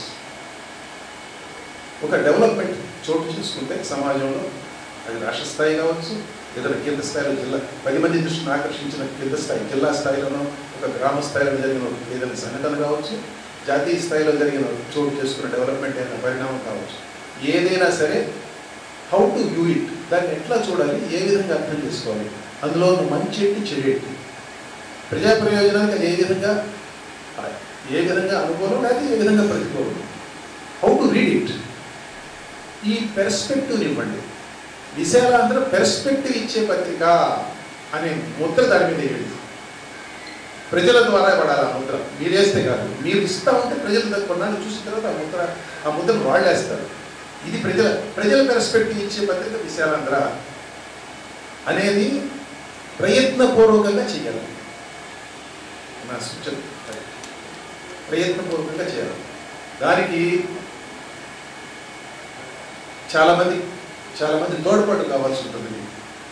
మీరు ఆ ప్రయత్నం మొదలు పెట్టాలి. కానీ ఆ రకమైన తోడ్పాటు అందించేవాళ్ళు, హెల్పింగ్ హ్యాండ్ అందించేవాళ్ళు మన సమాజంలో 3 మంది ఉన్నారు. మీరు అడగాలి అంతే, నేను ఈ విధంగా చేయబోతున్నాను, మీరు మాకు రాయండి. ఏ రోజు ఆ రోజు ఎప్పటికప్పుడు. సెకండ్ థింగ్,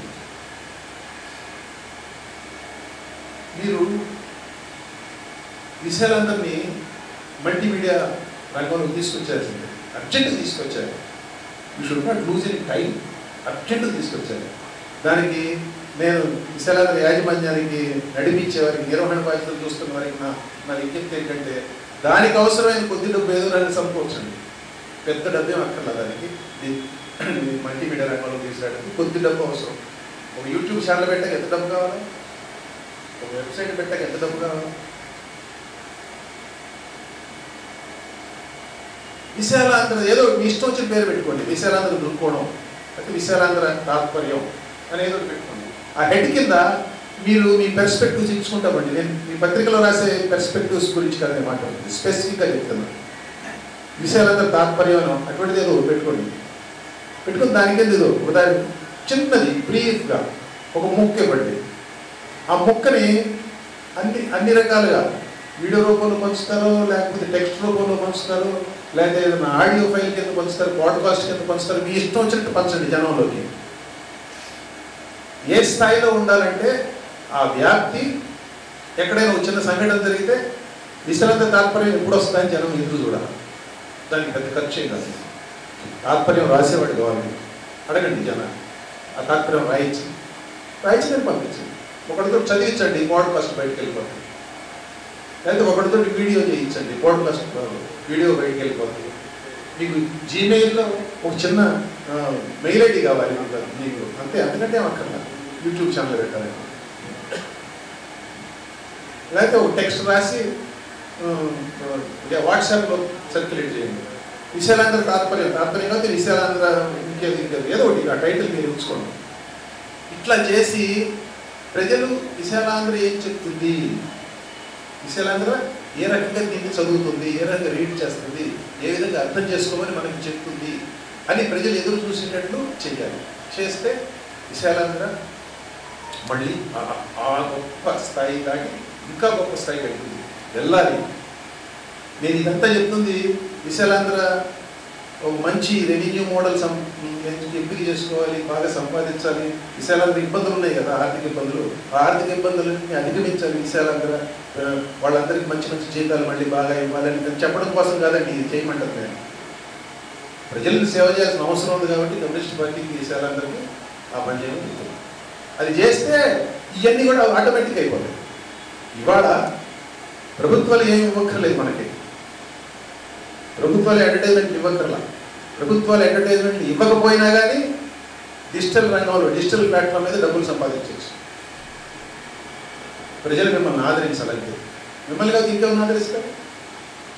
ప్రజల తరపు నేను సంవత్సరాలుగా, నేను దశాబ్దాలుగా కష్టపడుతున్న మిమ్మల్ని కాదు ఇంకెవరిని ఆదరిస్తారు? ప్రజలు మమ్మల్ని ఆదరించండి, ఇదిగో మేము ఈ రకంగా కొత్తగా వస్తున్నామని చెప్పండి, ఆదరిస్తారు. చచ్చినట్టు ఆదరిస్తారు.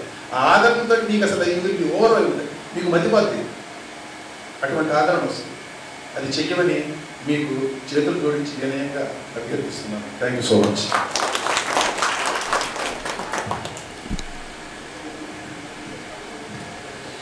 సురేష్ గారికి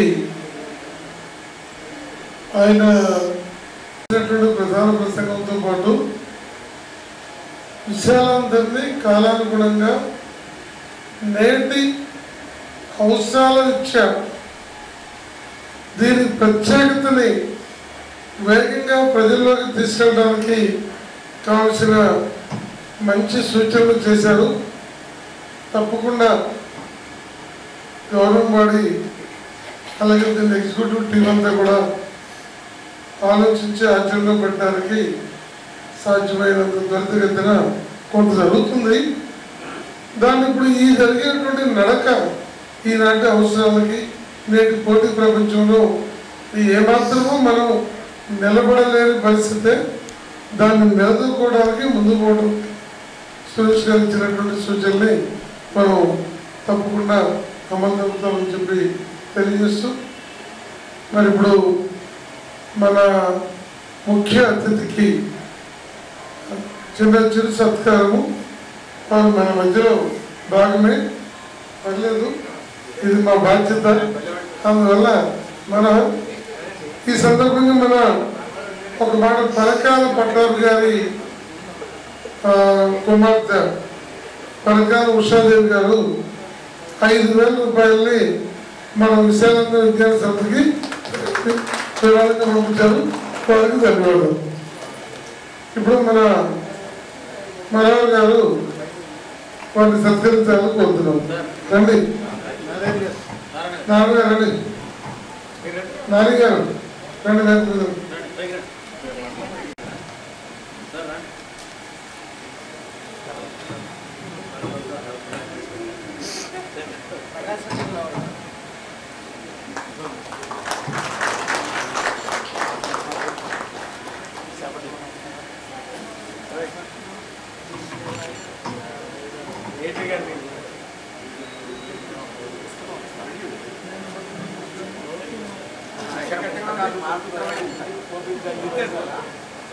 కాబట్టి చాలా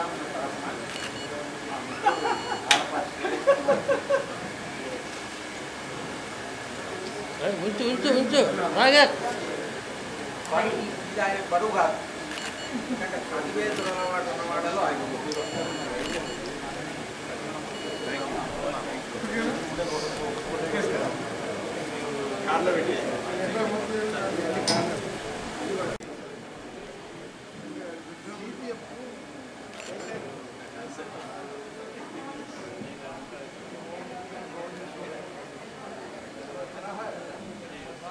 వార్షికోత్సవం వచ్చినటువంటి ముఖ్య అతిథి ఆలపాటి శివకుమార్ గారికి, అదేవిధంగా సిపిఐ జాతీయ కార్యదర్శి నారాయణ గారికి, విశాలాంధ్ర విజ్ఞాన సమితి అధ్యక్షులు ముప్పా నాగేశ్వరరావు గారి, కార్యదర్శి జయలి విల్సన్ గారు, జనరల్ మేనేజర్ హన్నారెడ్డి